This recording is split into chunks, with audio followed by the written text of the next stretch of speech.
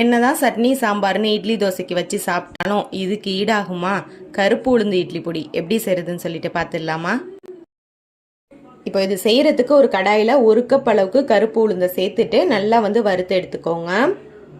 இந்த உளுந்து நல்லா இந்த அளவுக்கு கலர் மாறணும். ஸோ இது வரைக்கும் வறுத்து எடுத்துக்கோங்க.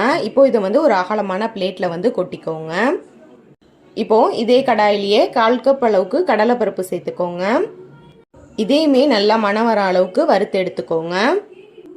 இப்போ திரும்பவும் கடாயை அடுப்பில் வச்சுட்டு உங்களுக்கு தேவையான அளவுக்கு காஞ்ச மிளகா சேர்த்து இதையுமே கொஞ்ச நேரத்துக்கு மட்டும் வறுத்து எடுத்துக்கோங்க.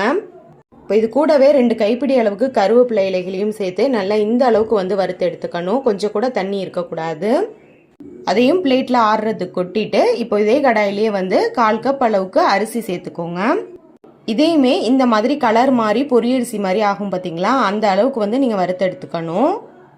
இப்போ அடுப்பை மீடியம் ஃப்ளேமில் வச்சுக்கோங்க. வச்சுட்டு ஒரு 4-5 பல் பூண்டை இது கூடவே சேர்த்து சும்மா ஒரு 2 நிமிஷத்துக்கு மட்டும் வறுத்து எடுத்துக்கோங்க.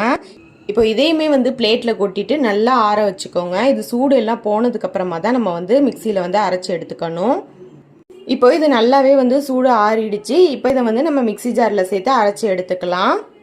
இது எல்லாத்தையுமே ஒரே தடவைக்காக போட்டு நம்ம அரைச்சி எடுத்துக்கலாம். இது கூட தேவையான அளவுக்கு கல் உப்பு சேர்த்துக்கோங்க. நீங்கள் தூள் உப்பு சேர்க்குறதா இருந்தால் ஃபுல்லாக அரைச்சதுக்கப்புறம் கூட நீங்கள் சேர்த்து மிக்ஸ் பண்ணிக்கலாம். இது கூட நான் கொஞ்சமாக பெருங்காயமும் சேர்த்தேன், அதையும் சேர்த்துக்கோங்க. அவ்வளோதான், சூப்பராக நமக்கு கிரைண்ட் ஆகி வந்துருச்சு. ரொம்ப தூளாக அரைக்காமல் கொஞ்சம் குறப்பாக இருக்கிற மாதிரி அரைச்சிக்கோங்க. அப்போ தான் சாப்பிட்றதுக்கு நல்லாயிருக்கும். அவ்வளோதான், ஹெல்த்தியான கருப்பு உளுந்து கருவேப்பிலை இட்லி பொடி சூப்பராக ரெடி ஆயிடுச்சு.